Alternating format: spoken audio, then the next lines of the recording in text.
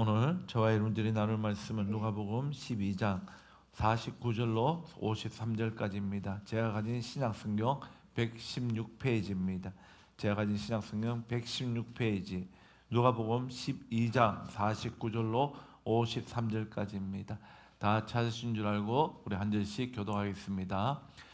내가 불을 땅에 던지러 왔노니 이 불이 이미 붙었으면 내가 무엇을 원하리요? 나는 받은 세례가 있으니 그것이 이루어지기까지 나의 답답함이 어떠하겠느냐.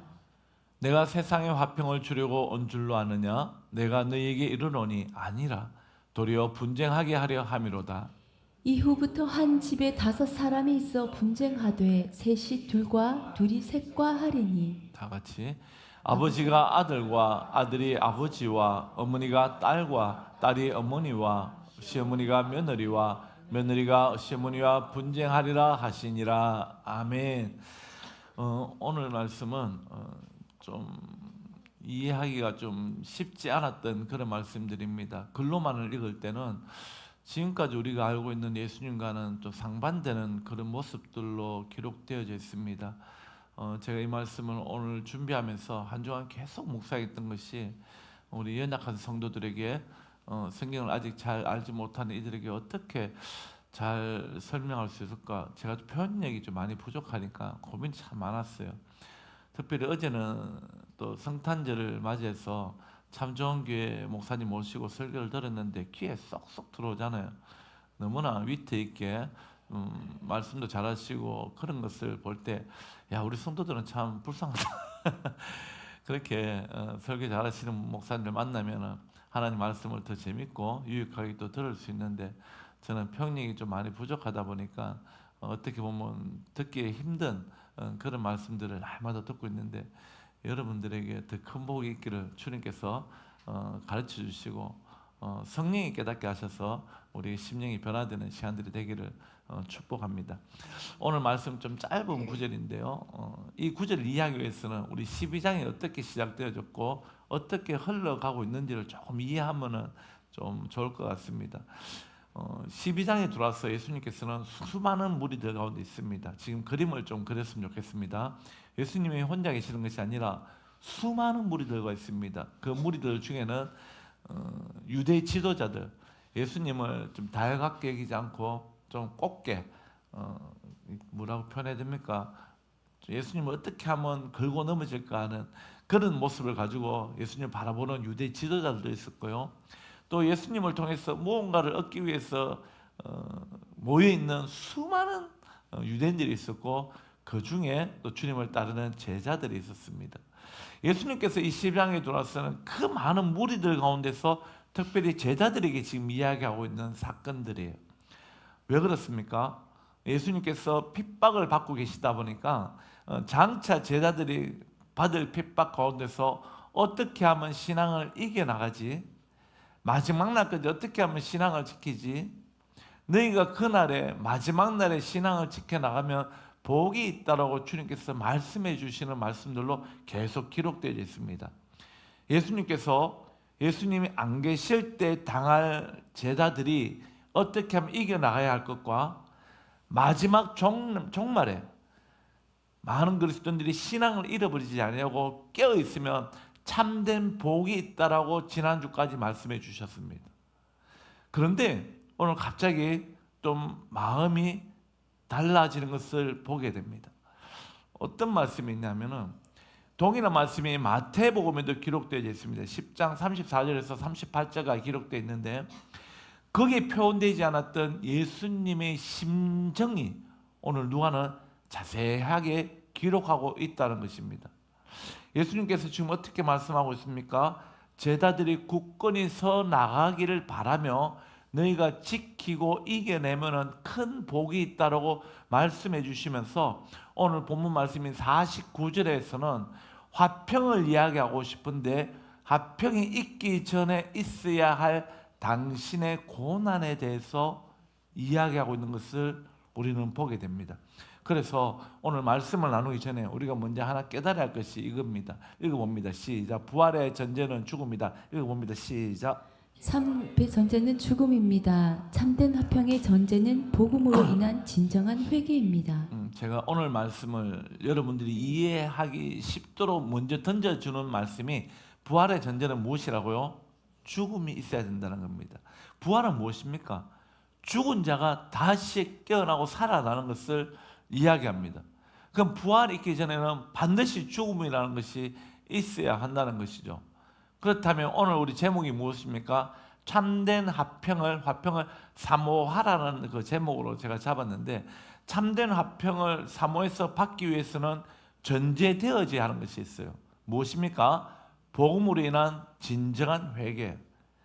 이 말이 무엇인지 오늘 우리 본문 말씀을 돌아보면서 깨닫고, 주님께서 마지막 그날까지 우리에게 화평을 주시기 위하여 어떤 길을 걸어가셨는지, 주님은 그 길을 어떻게 이루어 가셨는지, 앞으로 우리들도 마지막 날까지 어떻게 하나님의 말씀을 순종하며 나아가야 하는지, 참된 화평을 어떻게 가질 수 있는지 잘 깨닫고 승리하는 저와 여러분들의 삶이 되기를 주님의 이름으로 축원드립니다.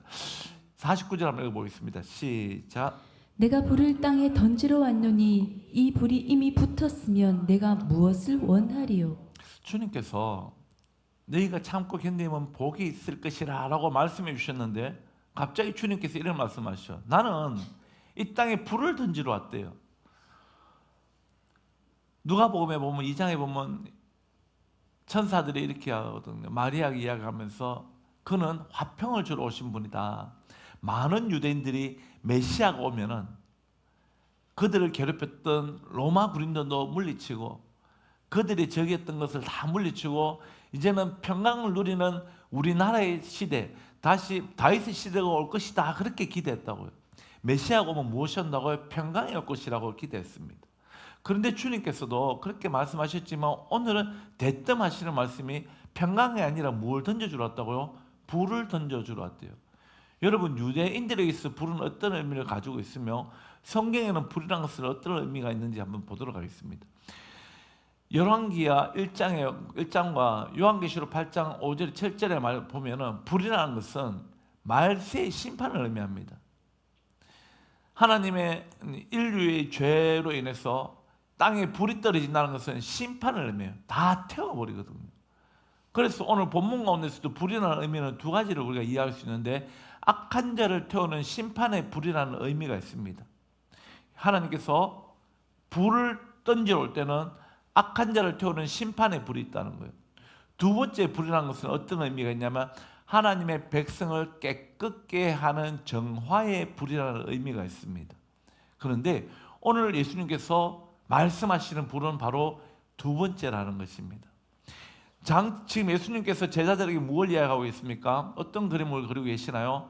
지금 예수님께서 고난과 핍박을 받고 있고 제자들과 같이 있는 상황 속에서 대화의 내용은 종말의 내용, 마지막 날에 성도들의 믿음을 지키고 이겨서서 축제 속에 있는 그 그림 속에 대화를 나누고 있는데, 그 그림 속에는 악한 자를 태우는 심판의 불이 떨어지겠죠. 악한 자들에게는.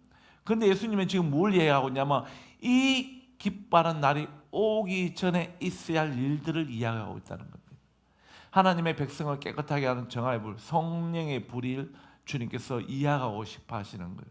그런데 성령의 불이 떨어지기 전에 있어야 할 예수님의 고난과 순환에 대해서 예수님은 힘들어하고 있다는 것을 우리는 볼 수 있습니다. 누가복음 22장 49절 다시 한번 읽어봅니다. 시작. 내가 불을 땅에 던지러 왔노니 이 불이 이미 붙었으면 내가 무엇을 원하리요? 다시 읽어보니까 이해가 되죠. 내가 불을 땅에 던지러 왔다는 것은 지금 종말에 있을 심판의 불이 아니라 그 전에 있어야 할 백성들이 심판받지 않고 주의 자녀들은 잔치에 참여해야 되잖아요. 그 잔치에 참여하기 위해서는 성도들에게, 하나님의 백성들에게 성령의 불이 떨어져야 되는 것이에요. 그래서 주님께서는 이 땅에 초림으로 오셨던 것은 성령의 불을 땅에 던지러 왔는데, 이 불이 이미 붙었다면 내가 무엇을 원하리요? 내가 더 이상 할 일이 없다는 거예요. 그럼 이 말은 무엇입니까? 불이 땅에 떨어지기 위해서 내가 걸어야 가야 할 길이 있음을 주님께서는 49절 말씀을 통해서 깨닫게 하고 있다는 겁니다. 다시 말하면 우리 입장에서는 그런 거죠. 우리가 천국 잔치를 누리기 위해서는 우리가 걸어가야 할 길이 있다는 것입니다.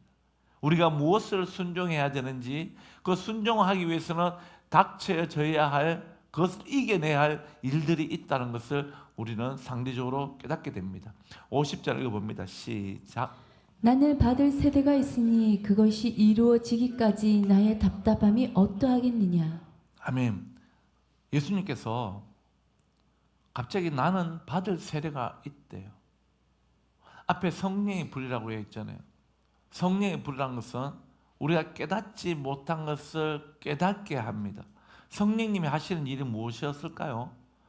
예수가 주되심을 알게 하시고 그를 믿게 하는 것이었습니다. 누가복음 24장 32절에 보면 예수님이 부활하셨지만 그것을 믿지 못했던 제자들이 엠마오로 돌아갈 때에 예수님을 만나잖아요. 예수님이 만나셔서, 그때는 성령님이 아니셨어요. 예수님이 부활하셨던 영체를 가졌던 예수님께서 그들에게 성경을 풀어줍니다. 떡을 떼어주고 갑자기 예수님 사라지고 난 다음에 두 남았던 제자들이 고백했던 이유가 무엇이었습니까? 그가 하나님의 말씀을 풀어줄 때에 우리 심령이 뜨겁지 않더냐라고 고백하잖아요. 다시 말하면 성령이 이 땅에 오시면 우리 심령 속에 죄와 모든 것이 타버리고요. 이때 우리 죄가 타버리는 것은 죽음으로 이끄는 타버림이 아니라 정화시키기 위한 타버림이 있고요. 예수님께서 하셨던 복음이, 하나님께서 언약으로 주셨던 이 성경 말씀, 이것이 깨달아지는 놀라운 뜨거움이 있는 것이에요. 그런데 이 뜨거움이 있기 전에 당신에게 있어야 할 일이 있다는 겁니다. 무엇이요? 예수님이 받으실 세례는 무엇입니까? 십자가 고난인 줄 믿으시길 바랍니다. 예수님께서 이렇게 말씀하시는 거예요. 그것이 이루기까지, 다시 말해서 내가 십자가에 매달려 너희들을 위하여 대속죄를 지고 죽기까지 나의 답답함이 어떠하겠느냐. 여러분, 예수님은 하나님이시니까 뭐 답답해, 모든 것 아시는 분이, 그는 벌떡 일어나가 부활할 줄 알긴데, 아니요. 그거 아는 것과 같이 뭘 또 아신다고요? 인간이 십자가에 못 박혔을 때 당할 아픔도 아신다는 거예요. 우리 예전에 패션 오브 크라이스트 영화 보면은 그 참 감독이 참 표현을 잘했던 것 같아요. 예수님은 십자가에 다 나무를 땅에 엎드리고 예수님을 그 위에 눕히잖아요. 못 박기 위해서 어떡합니까? 팔을 당기잖아요. 그때 예수님이 고통이 이러고 있는 모습 있잖아요. 안 필라고. 그때 로마 군인은 어떡합니까? 쭉 잡아 당겨버리잖아요. 팔이 빠질 것처럼. 그 표현처럼 예수님도 그 고난을, 아픔을 더 아신다고요. 언제부터? 창세전부터 아시는 거예요.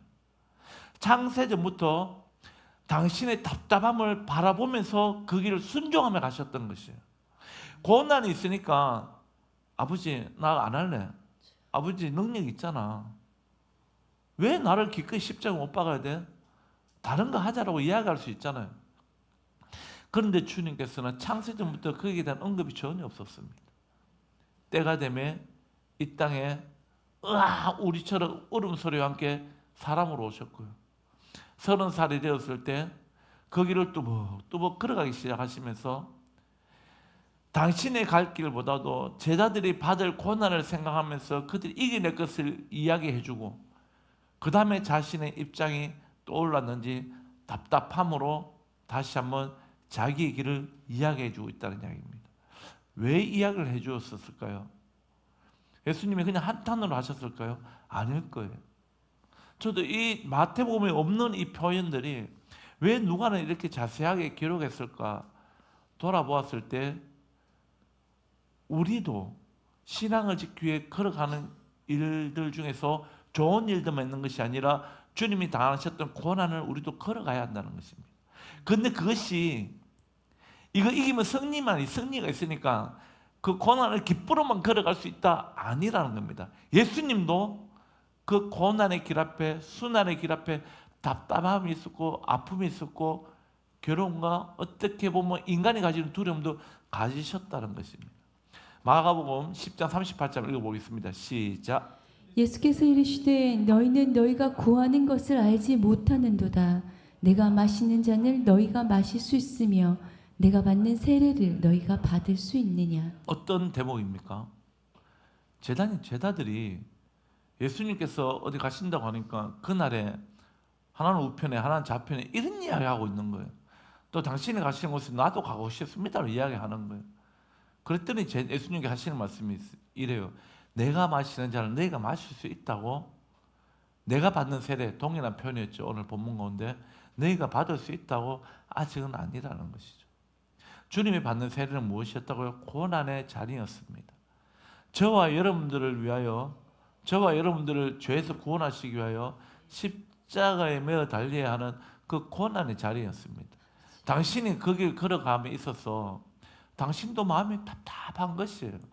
이것은 제자들이 어떻게 이겨내야 그 마음이 아니에요. 자신이 이겨내야 하는 그 시련 속에서 그것을 포기하면 안 되잖아요. 당신이 십자가에 져야 되고 그 고난의 잔을 마셔야 하나님의 계획이 성취됨을 알기 때문에 너무나 답답하고 두렵지만 그냥 뚜벅뚜벅 걸어가신 것이에요. 15장 34절 마가복음 읽어보겠습니다. 시작. 제9시에 예수께서 크게 소리 지르시되 엘리 엘리 라마 사막다니 하시니 이를 번역하면 나의 하나님 나의 하나님 어찌하여 나를 버리셨나이까 하는 뜻이라. 주님께서는 십자가 지시는 사건을 어떻게 표현하셨다고요? 아버지 앞에 하소연합니다. 왜 나를 버리셨나? 주님은 잘 아셔요. 부활될 걸 아신다고요.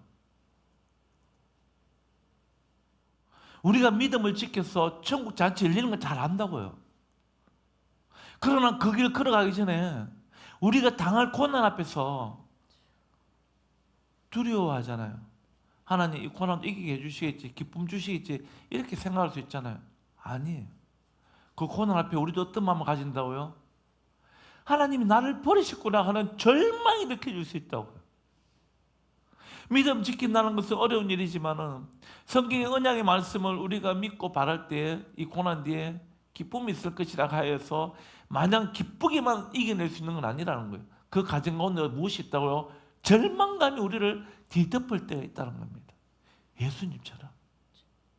하나님이셨던 예수님도 당신의 부활할 걸 뻔히 아시면서도 그 순간 나쁜 놈들의 손에 이끌려 잡혀가고 모든 수치와 멸시를 당하면서 조롱까지 당하면서 죽음으로 걸어가야 하는 그 당신이 겪어야 할 일들이 나는 버림받았다라고 표현할 정도로 예수님도 싫으셨던 거예요. 우리도 그 순간이 있습니다. 근데 왜 예수님께서 이런 표현을 하셨다고요? 너희 힘내라고 우리 보고. 마지막 날 힘내라고. 그런 감정이 돌 때에 나도 그랬다라고 주님께서 말씀하고 계시는 것이에요. 나도 힘들었다고. 그러나 내가 견뎌내야 할 이유는 한 가지 있었다. 무엇이라고요? 저와 여러분들을 구원하시기 위하여 견뎌내신 줄 믿으시길 소망합니다. 우리가 견뎌내야 할 이유는 무엇입니까? 우리의 믿음을 위해서도 우리의 영생을 위해서도 견뎌내야 하고요. 우리를 바라보는 믿지 않는 자들이 돌아오기를 바라며 우리는 견뎌내야 할 때일 줄 믿으시길 소망합니다. 본문 돌아갑니다. 51절 한번 읽어보겠습니다. 시작. 내가 세상에 화평을 주려고 온 줄로 아느냐. 내가 너희에게 이르노니 아니라 도리어 분쟁하게 하려 함이로라.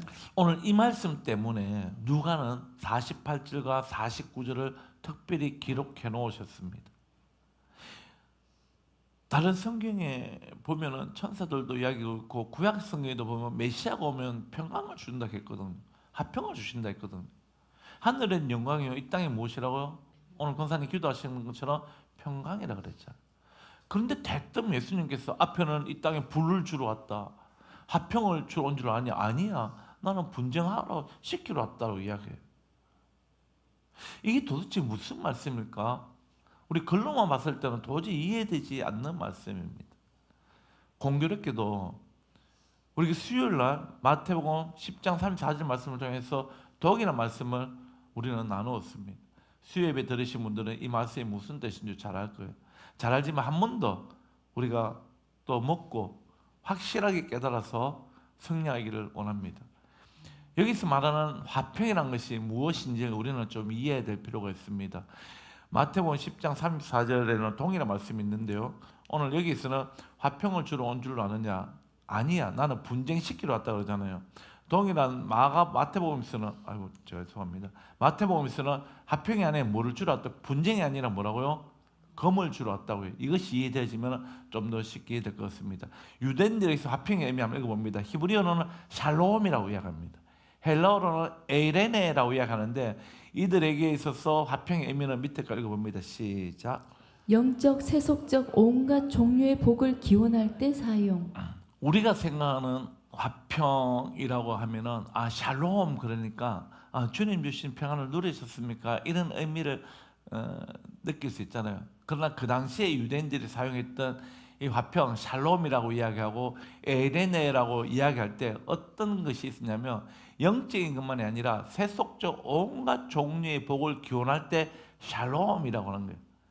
너에게 세상 복이 있었느냐 할 때 물어볼 때 샬롬? 물어보겠죠. 세상 복을 많이 받았을 때 오 샬롬 평강이 너에게만 있다. 그래서 오늘 성경에 예수님께서 화평을 주러 온 것이 아니다라고 말씀하실 때 그 화평은 바로 거짓 화평. 상처가 났는데 반창고를 붙여놨어요. 겉으로 볼 때 멀쩡하죠.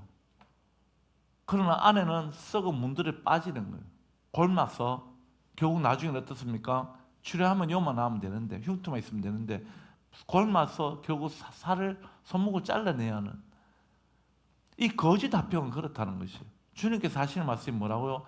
거짓 화평을 내가 주러 온 것이 아니라는 거예요. 너희가 사모하는 너희가 바라는 세상적인 것까지 내가 주러 온 것이 아니다라고 이야기합니다. 그런데 예수님께서 화평이 아니라 검을 주러 왔잖아요. 이 검은 무엇입니까? 찔러 쪼개는 것입니다. 바로 예수님께서 너희가 말하는 거짓 화평을 주러 온 것이 아니라 복음을 주러 왔다는 것이에요. 그렇다면 우리가 참된 복음을 누리기 위해서 무엇이라고요? 그 복음 앞에 우리가 내게 이루어진 말씀이라고는 믿고 그 말씀에 아멘하며 순종하며 살아갈 때 첫 번째 해야 될 일이 무엇이다? 바로 회개의 자리에 서야 하는 것입니다. 그래서 화평이 우리에게 주어지기 위해서는 하나님이 하셔야 될 일은 당신의 세례받음이었습니다. 무엇이었다고요? 십자가의 죽으심. 그러면 참된 화평이 우리에게 이루어지기 위해서는 우리가 해야 할 일은 무엇이라고요? 그 사실을 믿을 때 찔림이 있어야 한다는 겁니다. 사도행전에 보면은 베드로가 성령을 받아서 첫 번째 했던 일이 무엇이라고요? 복음 전하는 일이었어요. 누구에게? 자신에게 칼을 두고 육적인 칼을 두고 있는 자들에게. 잡히면은 예수님과 같은 무리라서 심판받은 죽음이 기다리고 있잖아요. 그런데 강호 담대하게 두려워하지 아니하고 그들에게 무엇을 얘기했다고요? 우리가 기다렸던 메시아를 너희가 십자가에 못 박았더라고. 그들의 죄를 지적하잖아요. 이게 복음입니다.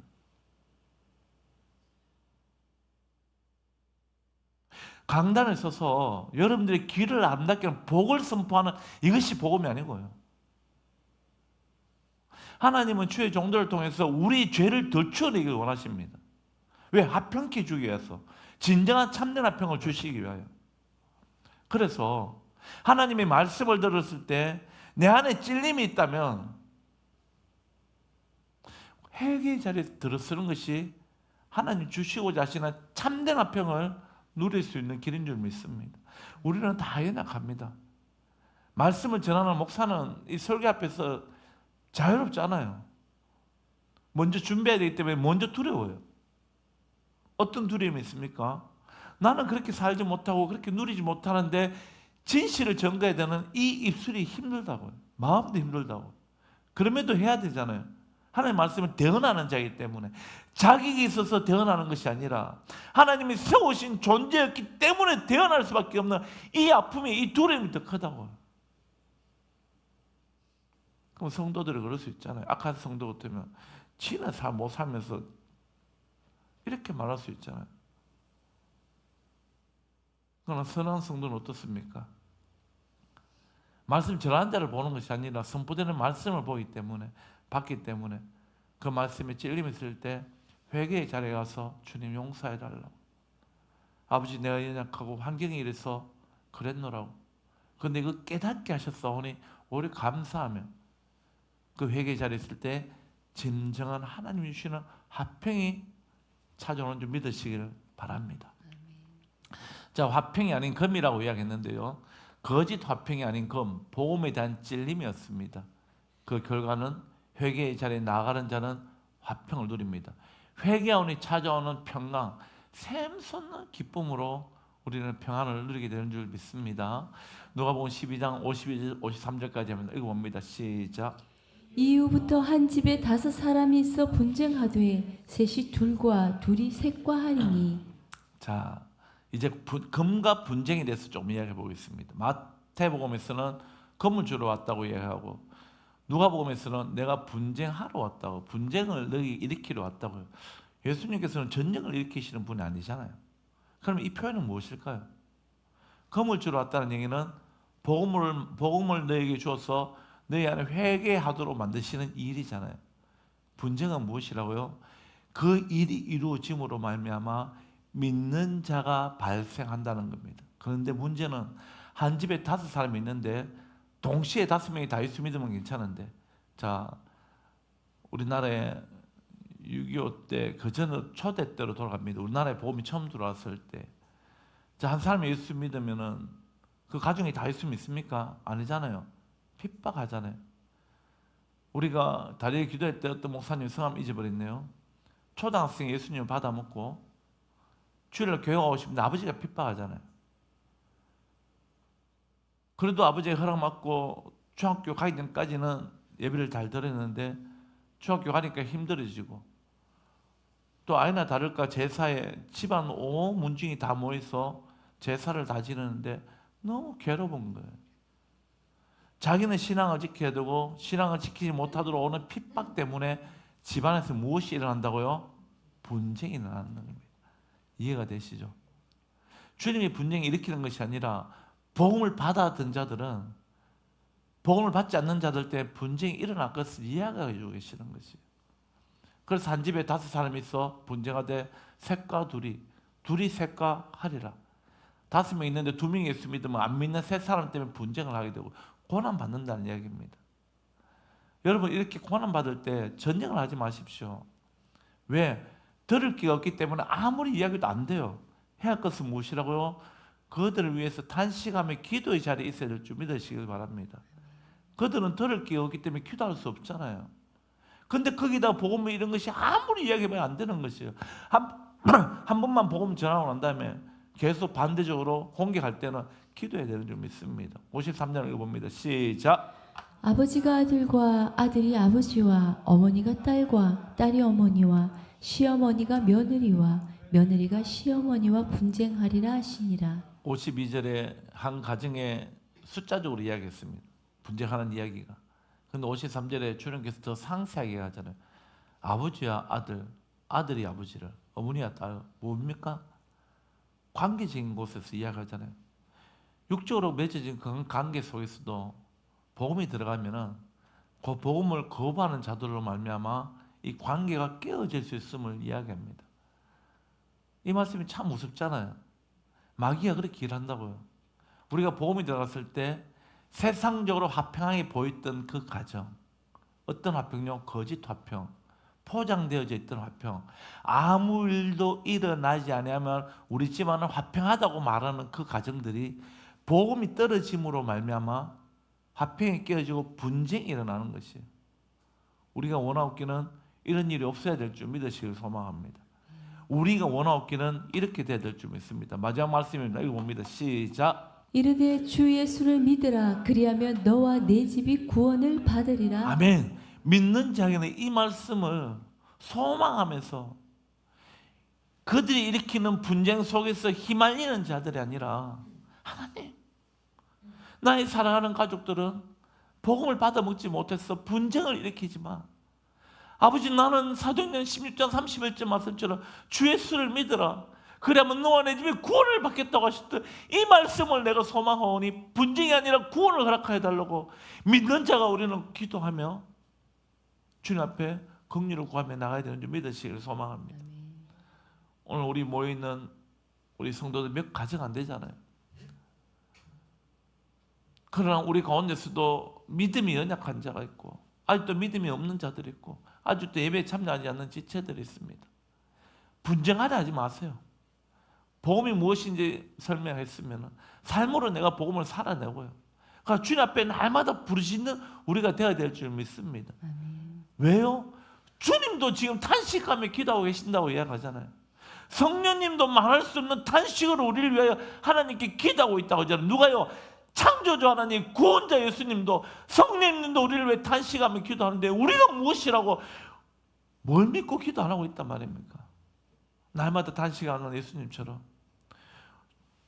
장차 누릴 그 화평을 바라보면서 사랑하는 가족들이 주님 앞에 구원의 영광을 누릴 수 있도록 기도하는 저와 여러분들이 되시기를 주님의 이름으로 축원드립니다. 말씀 마무리하면서 묵상합니다. 세상에 거짓 화평을 원하십니까? 아니면 내 안에 죄를 태우는 복음의 불을 원하십니까? 내 안에 죄를 태우는 복음의 불은 부담스럽습니다. 복음으로 말미암아 내가 구원받는다는 것은 다 원해요. 지옥 가기 원치 않으니까. 그런데 있잖아요, 내 안에 죄를 태우는 복음의 불을 원한다는 의미는 무엇이냐면 내 삶이 변화되는 것을 원한다는 겁니다. 많은 그리스도인들이 복음을 들을 때 구원을 소망하지만 옛사람의 모습은 던져버리고 새사람이 걸어가야 그 삶의 변화는 원치 않는 것이에요. 거짓 화평을 원하지 않고 내 죄를 태우는 복음의 불을 원하는 우리 되기를 소망합니다.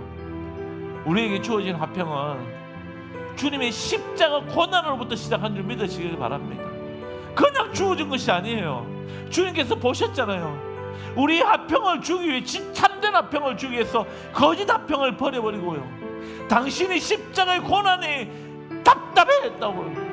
하나님 왜 나를 버리셨나라고 탄식하는 그 외침이 있었다고요. 우리에도 그 외침이 있습니다. 있으나 할 줄 믿습니다. 왜?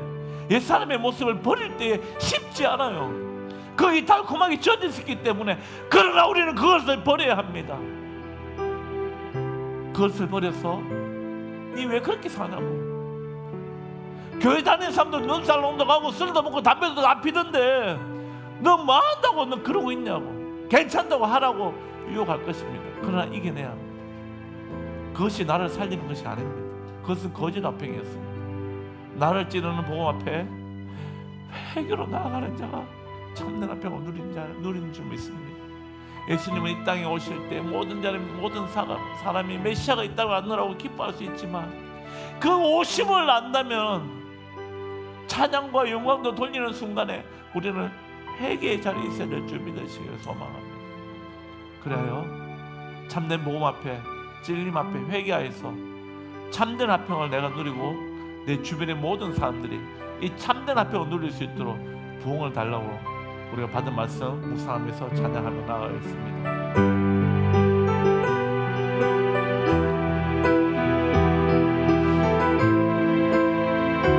이 땅의 황무함을 보소서. 이 땅의 황무함을 하늘의 하나님 긍휼을 베풀어 주시옵소서. 우리의 죄악을 용서하여 주옵소서.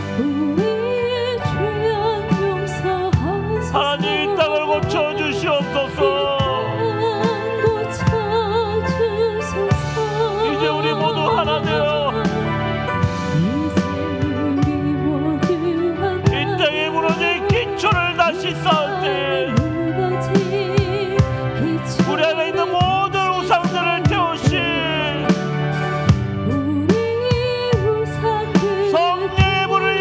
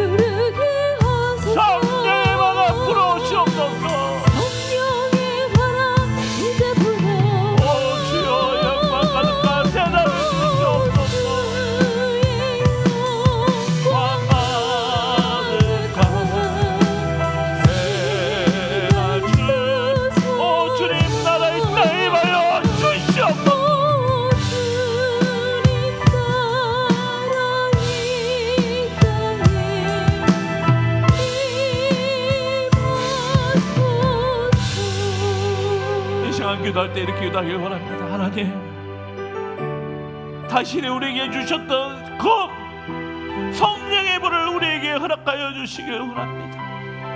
그 복음이 내게 들려질 때에 거부하는 자가 아니라 질렸을 때 회개자를 기록하여 주시고, 당신이 없이는 내가 아버지의 나라에 갈 수 없음을 고백하며 당신이 주시는 그 참된 합병을 누려서 어떠한 고난도 이겨낼 수 있도록 인도해 달라고 이 시간에 나같이 주여 한번 거치며 기도하겠습니다. 주여!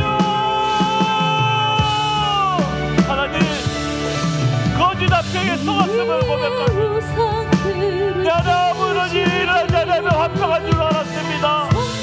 하나님, 반창고 안에 있는 그 상처를 골마내고 싸매고 찢어내고 상처를 치유해야 잡되게 남는 줄 믿습니다. 우리 안에 있는 모든 죄악들 복음이 선포되어질 때 잡되게 회개함으로 말미암아 주님 주신 합병을 누리길 원하는 역사하여 주시고, 우리에게 영원한 생명 주시게 하여 당신이 겪으실 고난 앞에 답답해 하셨던 것처럼 우리도 믿음을 지키며 나아가는 일에 답답함이 있을 때 절망하지 말고 끝까지 믿음으로 바라보며 나아가라고 하셨던 그 주님의 말씀을 기억하며 기록된 말씀에 순종하며 성장하길 원하니 아버지, 우리에게 부흥이 일어나게 하여 주시옵소서. 첫 번째는 내 마음의 부흥이 일어나게 하시고 교회도 일어나게 하여 주시옵소서. 부흥의 불길, 부흥의 불길 타오르게 하소서. 주의 말씀 이 땅 새롭게 하소서. 아멘. 은혜의 강물 흐르게 하소서. 성령의 바람 이제 불어와 주의 영광 가득한 새날 주소서. 주님 나라 이 땅에 임하소서. 하나님, 우리에게 허락하셨던 하나님의 말씀 앞에 거부하는 자가 아니라 참되게 회개함으로 주님께서 우리에게 정말 주고 싶어 하셨던 참된 합평을 누리게 허락하여 주시옵소서. 그 복음으로 말미암아 우리 가정이 분쟁하는 가정이 아니라 우리에게 모두에게 구원이 일어나는 그 놀라운 일이 있을 수 있도록 우리가 참고 인내하며 기도하며 누리기 승리하게 허락하여 주시옵소서. 지금은 우리 주 예수 그리스도의 크신 은혜와 성부 하나님의 한량없는 사랑과 성령 하나님의 감화감동 교통 충만 위로하심이 복음 앞에 회개함으로 우리 가정의 구원이 이루기로 소망하는 모든 영들의 머리 위에와 그들의 삶터와 가정과 교육 위에 한수만 교회와 사역지 위에 이제로부터 영원토록 함께 있을지어다.